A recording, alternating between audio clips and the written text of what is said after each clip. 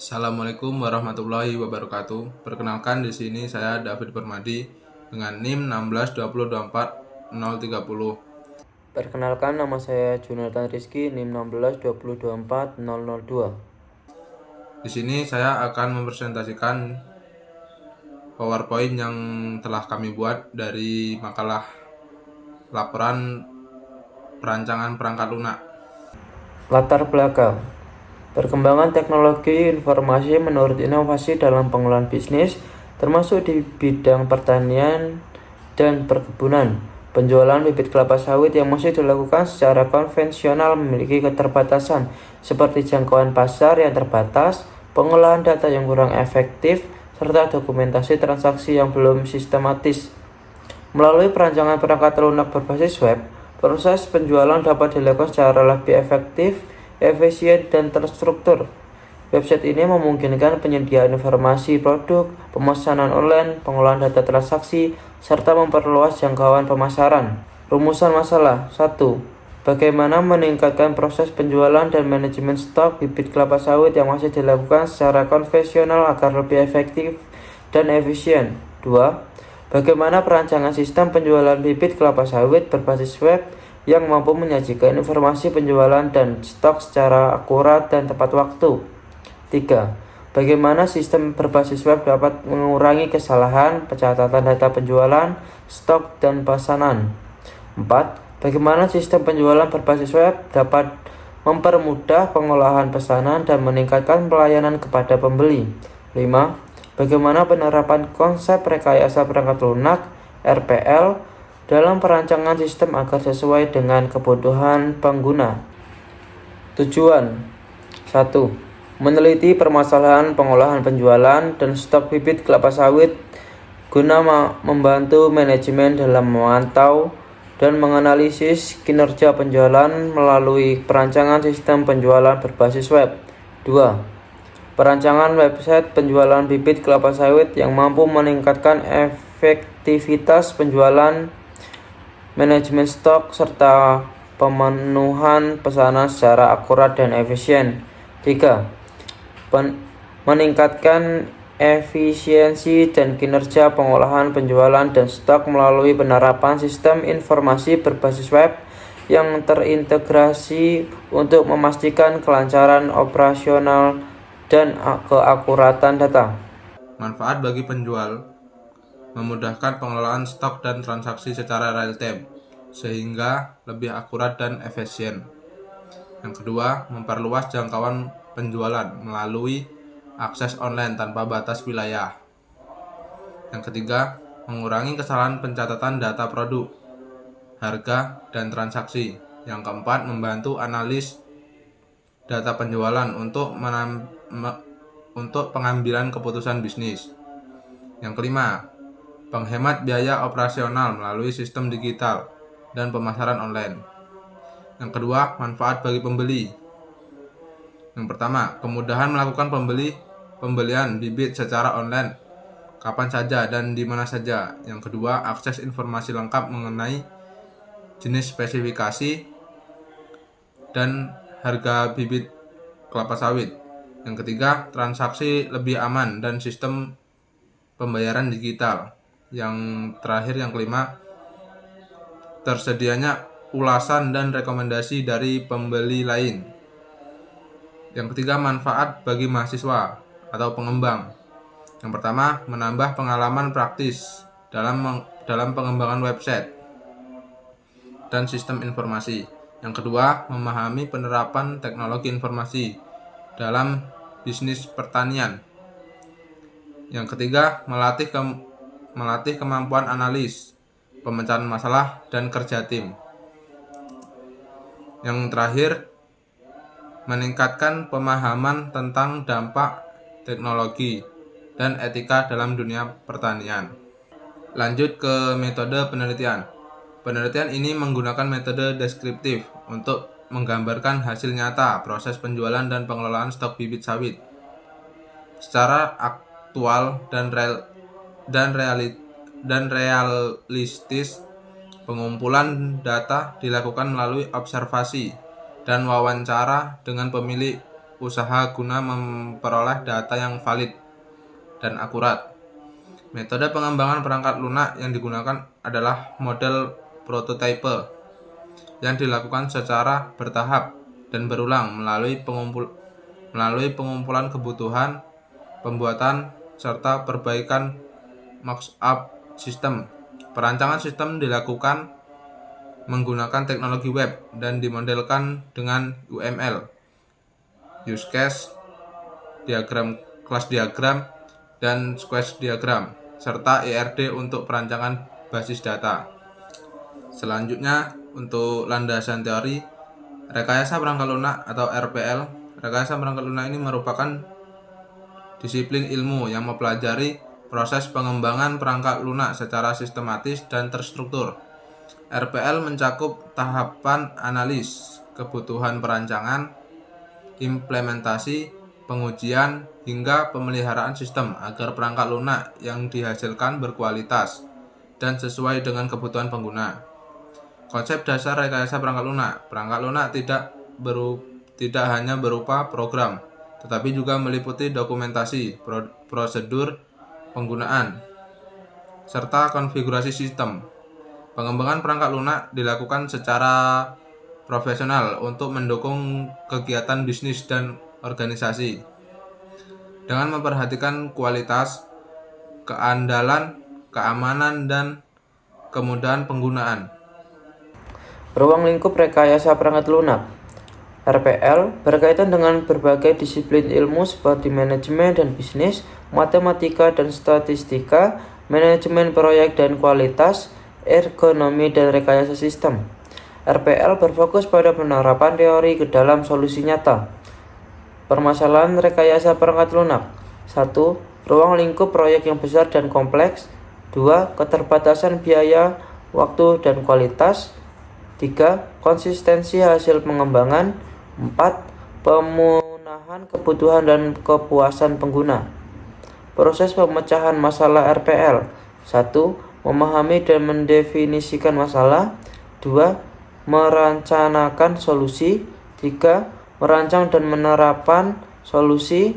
4. Mengevaluasi hasil penyelesaian. Pengembangan perangkat lunak. Tahap pengembangan: menganalisis kebutuhan, perancangan sistem, implementasi, pengujian, dan pemeliharaan. Metode pengembangan seperti waterfall, agile, spiral, dan RED. Algoritma dan bahasa pemrograman. Algoritma urutan langkah logis untuk menyelesaikan masalah, terdiri dari input, proses, dan output. Bahasa pemrograman digunakan untuk menulis instruksi yang dipahami komputer, contohnya HTML, JavaScript, dan CSS. Website dan tool pendukung. Website, aplikasi berbasis web adalah sebuah aplikasi yang dapat diakses menggunakan web browser atau penjelajahan web melalui jaringan internet. Tool pendukung seperti UML, use case diagram, activity diagram, class diagram, sequence diagram, dan flowchart. Digunakan untuk memodelkan dan merancang sistem secara visual. Selanjutnya yaitu analis dan perancangan web. Analis kebutuhan. Yang pertama, analis ini bertujuan untuk mengidentifikasi kebutuhan pengguna dan sistem agar perangkat lunak dikembangkan dapat berjalan sesuai harapan. Hasil dari analis ini adalah daftar kebutuhan yang harus dipenuhi oleh sistem yang dibagi menjadi kebutuhan fungsional dan kebutuhan non-fungsional. Adapun kebutuhan fungsional yaitu pendapatan bibit, informasi kualitas bibit, manajemen stok bibit, dan laporan. Adapun kebutuhan non-fungsional, yang pertama keamanan, yang kedua kemudahan pengguna, yang ketiga akses berbasis web. Selanjutnya analis pengguna. Masing-masing pengguna ini memiliki kebutuhan fungsional yang berbeda-beda. Kebutuhan fungsional menguraikan fungsi-fungsi dan sistem sesuai dengan level akses untuk melakukan aktivitasnya. Yang pertama, langkah-langkah activity bagi admin. Pertama, admin login. Yang kedua, masuk di halaman dashboard. Selanjutnya, mengelola data bibit kelapa sawit. Selanjutnya, mengelola data pelanggan dan mengelola data pesanan, dan juga mengelola pengiriman, mengelola laporan, dan yang terakhir itu logout. Selanjutnya, langkah-langkah activity bagi pelanggan. Yang pertama, pelanggan mengakses website. Yang kedua, registrasi akun jika belum mempunyai akun. Yang ketiga yaitu login. Ketika sudah registrasi, maka selanjutnya itu harus login terlebih dahulu. Dan selanjutnya yaitu melihat produk, yang biasanya yaitu ada di produk website tersebut. Selanjutnya, memilih dan memesan produk. Yang selanjutnya, check out pesanan. Setelah kita check out, kita akan melakukan yaitu pembayaran. Melihat status pesanan. Jika pembayaran telah selesai, maka pesanan akan berjalan antara sedang dikirim atau yang lain. Selanjutnya yaitu melihat informasi pengiriman. Dan ketika sudah login, maka akan ada form juga logout, yaitu keluar dari akun. Rancangan use case diagram. Diagram ini memperlihatkan interaksi antara aktor dan fungsi sistem untuk memfasilitasi akses informasi. Berikut adalah gambarnya.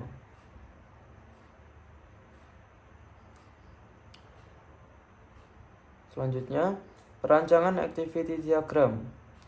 Diagram activity adalah representasi grafis dari serangkaian activity atau tindakan yang terjadi dalam suatu proses atau sistem. Diagram ini membantu dalam pemodelan dan analisis proses bisnis. 1. Activity diagram. Proses login. Admin dimulai ketika admin membuka website dan sistem menampilkan halaman utama. Kemudian admin mengakses halaman login dan memasukkan email serta password. Data login tersebut diproses oleh sistem untuk dilakukan validasi dengan mencocokkannya ke database. Database akan memeriksa kebenaran data yang dimasukkan dengan mengirimkan hasil kembali ke sistem. Jika data login valid, sistem akan memberikan akses dengan menampilkan halaman dashboard admin sebagai tanda bahwa admin berhasil untuk masuk ke dalam sistem. Berikutnya, gambar yang atas, pelanggan melihat stok dan jenis bibit yang ada, terus pilih bibit yang diinginkan. Setelah itu menampilkan pilihan bibit tersebut dan menyimpannya ke database. Gambar yang di bawah, pelanggan harus memilih bibit untuk dibelinya, lalu sistem menampilkan jenis bibit dan detail pesanan. Lalu pelanggan memasukkan di keranjang dan melakukan pemesanan, lalu pesanan disimpan di database. Pelanggan memilih untuk pembayaran, lalu sistem menampilkan metode dan pilihan pembayaran yang tersedia, sehingga pelanggan menyelesaikan transaksi.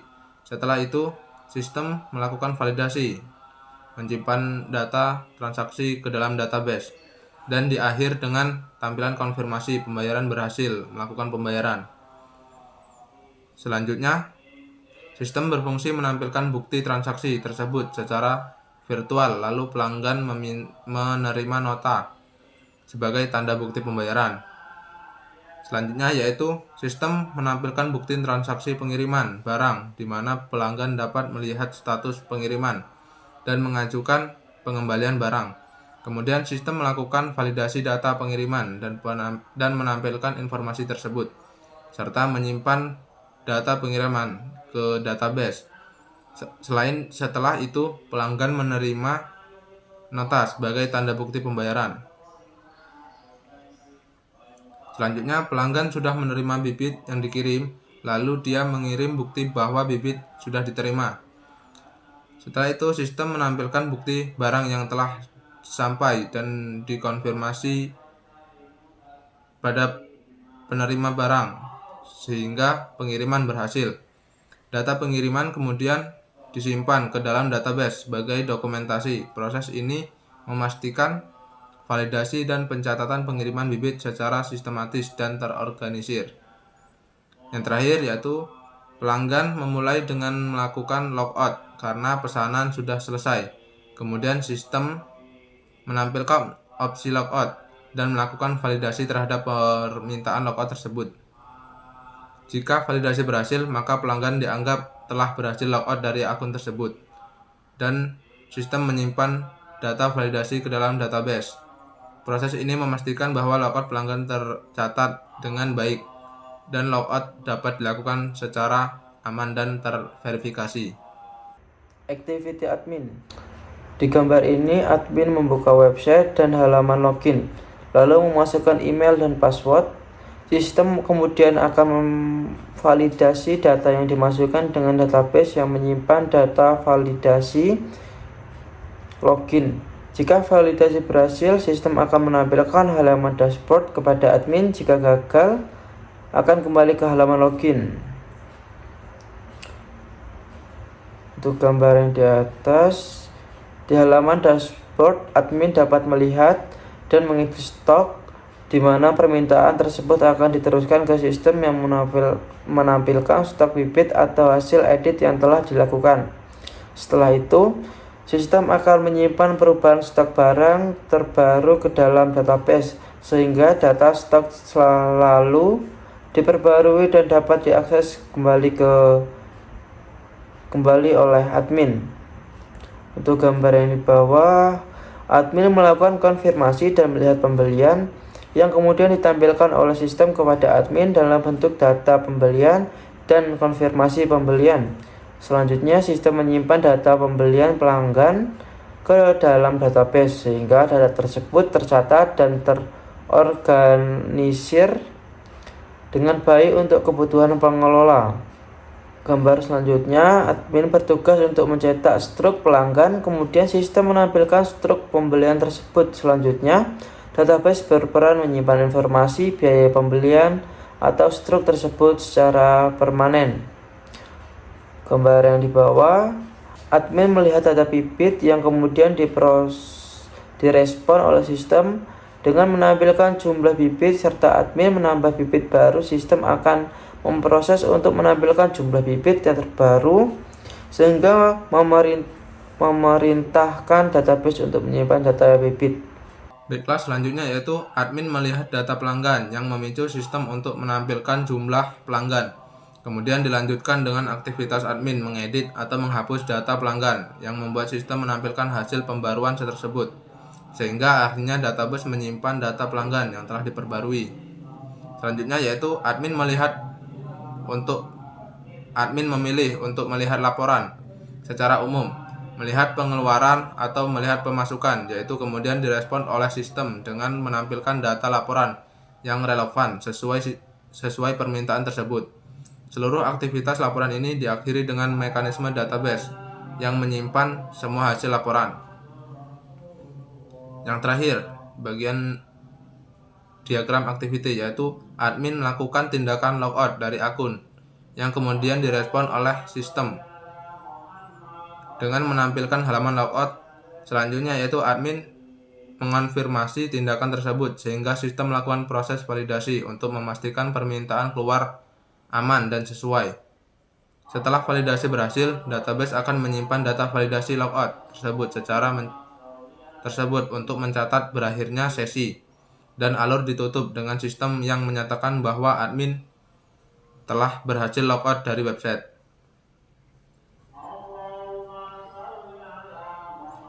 Baiklah, selanjutnya yaitu perancangan kelas diagram. Kelas diagram adalah salah satu jenis diagram dalam Unified Modeling Language yang menggambarkan struktur statis dari sebuah sistem perangkat lunak. Diagram ini menampilkan kelas-kelas dalam sistem beserta atribut, metode, dan hubungan antar kelas tersebut. Kelas diagram user berfungsi sebagai tindak untuk basis data pengguna yang terhubung dengan pelanggan dan admin, di mana pelanggan memiliki kemampuan untuk melakukan pemesanan dan melihat riwayat, sementara admin memiliki otoritas untuk mengelola bibit, pengguna, dan transaksi. Setiap aktivitas pemesanan dicatat dalam kelas transaksi yang menampung informasi pembayaran atau status, yang kemudian dirincikan lebih detail melalui kelas detail transaksi untuk menghitung subtotal berdasarkan jumlah item yang dibeli, sehingga menciptakan alur data yang terintegrasi dari identitas pengguna hingga dokumentasi pembayaran invoice. Perancangan sekuen diagram. Sekuen diagram adalah diagram yang memvisualisasikan alur interaksi antar objek atau komponen pada suatu proses atau sistem. Isi dari sekuen diagram harus sama dengan use case diagram dan kelas diagram. Untuk penjelasan gambar berikut, proses dimulai ketika aktor 1 melakukan klik pada dashboard. Selanjutnya terjadi interaksi klik pada mengelola data bibit, kemudian klik berlanjut ke menambah bibit. Setelah itu klik berlanjut ke menghapus bibit. Diagram ini menunjukkan urutan klik yang dilakukan oleh aktor 1 untuk mengelola data bibit, menambah bibit, dan menghapus bibit dalam sistem. Dan penjelasan pada gambar ini, aktor memulai interaksi dengan mengklik pada dashboard. Setelah itu terjadi serangkaian klik secara berurutan dan dashboard ke produk, kemudian ke konfirmasi pembayaran, dan terakhir ke atur waktu pengiriman. Setiap langkah klik direspon oleh sistem untuk melanjutkan ke langkah berikutnya. Dengan diagram ini menggambarkan alur proses user dan mengakses dashboard sehingga mengatur waktu pengiriman dalam sebuah aplikasi atau sistem. Dan penjelasan untuk gambar berikutnya, alur dimulai dari aktor 1 yang melakukan aksi ke dashboard. Dashboard kemudian meneruskan aksi klik ke objek produk. Setelah itu objek produk mengirimkan balasan kembali ke dashboard. Objek produk juga meneruskan aksi klik ke objek nota. Terakhir, objek nota mengirimkan balas kembali ke objek produk. Baiklah, saya akan melanjutkan penjelasan tentang diagram squares, yaitu di bagian admin. Aktor melakukan klik atau biasa disebut on click pada beberapa bagian sistem secara berurutan. Alur dimulai dari dashboard, kemudian ke mengelola data pelanggan, lalu menghapus pelanggan, dan terakhir menambah pelanggan. Setiap tanda panah mewakili aksi klik dari aktor yang kemudian memicu aktivitas di bagian berikutnya. Selanjutnya di diagram square selanjutnya yaitu proses dimulai ketika aktor 1 melakukan aksi klik atau on click pada dashboard, kemudian menanggapi dengan mengirim sinyal klik ke modul laporan penjualan. Setelah itu laporan penjualan memicu aksi klik ke modul laporan pemasukan. Selanjutnya laporan pemasukan meneruskan klik ke modul laporan pengeluaran. Semua aksi tersebut terjadi secara berurutan, menggambarkan alur pengeluaran yang mengakses berbagai jenis laporan dimulai dari dashboard. Diagram ini secara jelas menunjukkan proses navigasi berjenjang dari satu modul laporan ke modul laporan lainnya melalui event klik pada tiap modul. Yang terakhir yaitu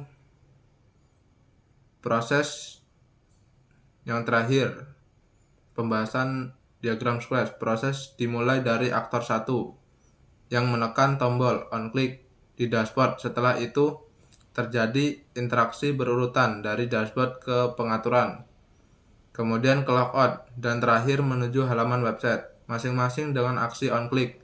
Diagram ini menggambarkan langkah-langkah aliran navigasi klik antar elemen-elemen dalam suatu aplikasi atau website.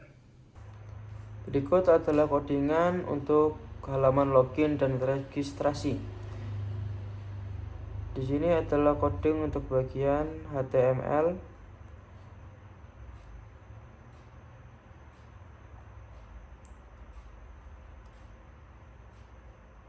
Dan ini untuk bagian CSS.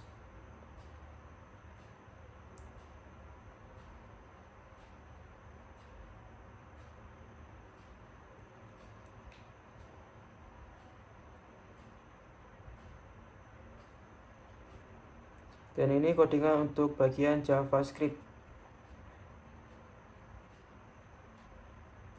Berikut adalah halaman login dan registrasi. Baiklah, selanjutnya di sini saya akan memberitahu yaitu kode-kode yang saya pakai dalam membuat website pelanggan penjualan bibit kelapa sawit dari HTML. Yang pertama ini ada navbar, untuk di bagian sebelah sini ada navbar. Terus selanjutnya yaitu dashboard, untuk tampilan dashboard. Selanjutnya yaitu di tentang kami, bagian tentang kami ada produk juga. Di bagian produk mungkin kami akan menampilkan beberapa produk yang dijual dari toko tersebut. Selanjutnya yaitu ada tentang kami, yaitu jika ada yang ingin melihat atau memberi ulasan, ada di bagian tentang kami. Dan yang terakhir yaitu bagian footer dalam HTML.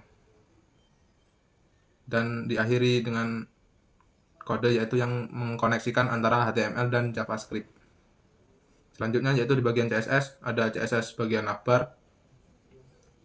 Terus selanjutnya di bagian dashboard, di tentang kami, ada juga di bagian produk kami, yaitu CSS itu sejenis seperti untuk mempercantik dari HTML tersebut. Ada juga bagian kontak. Terus di bagian footer ada juga di akhir itu kode media query, atau biasanya itu untuk menampilkan responsivitas pada tablet, handphone maupun di desktop atau di laptop. Dan yang terakhir itu JavaScript, yaitu untuk responsivitas ketika diklik antara tombol kembali atau yang lain. Selanjutnya yaitu tampilan dashboardnya atau tampilan website tersebut. Yang tadi kan itu codingan atau kode dari tampilan website tersebut. Untuk yang pertama yaitu tampilan dashboard pelanggan.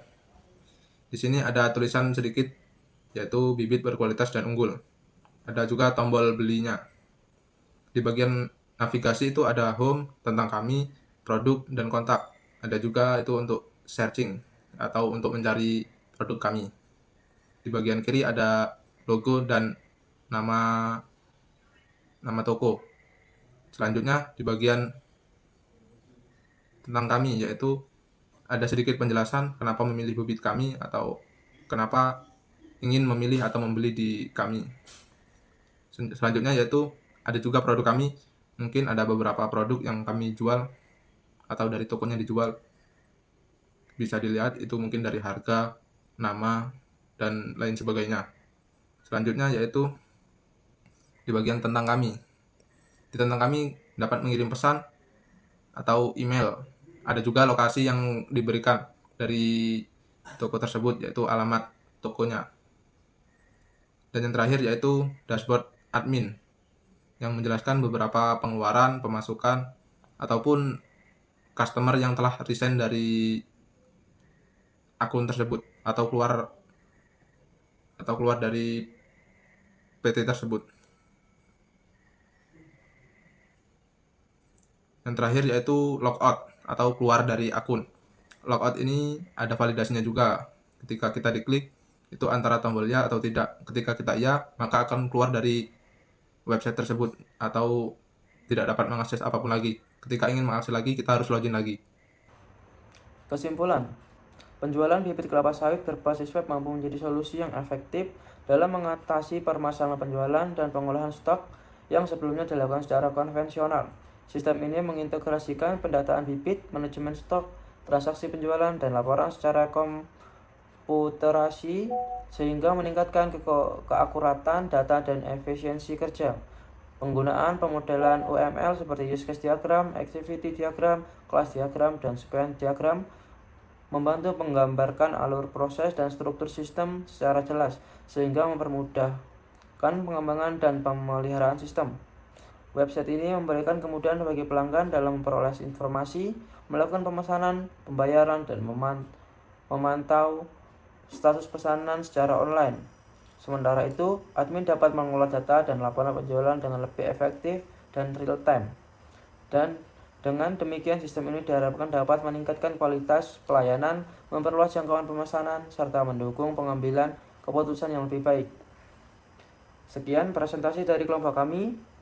Kami akhiri. Wassalamualaikum warahmatullahi wabarakatuh.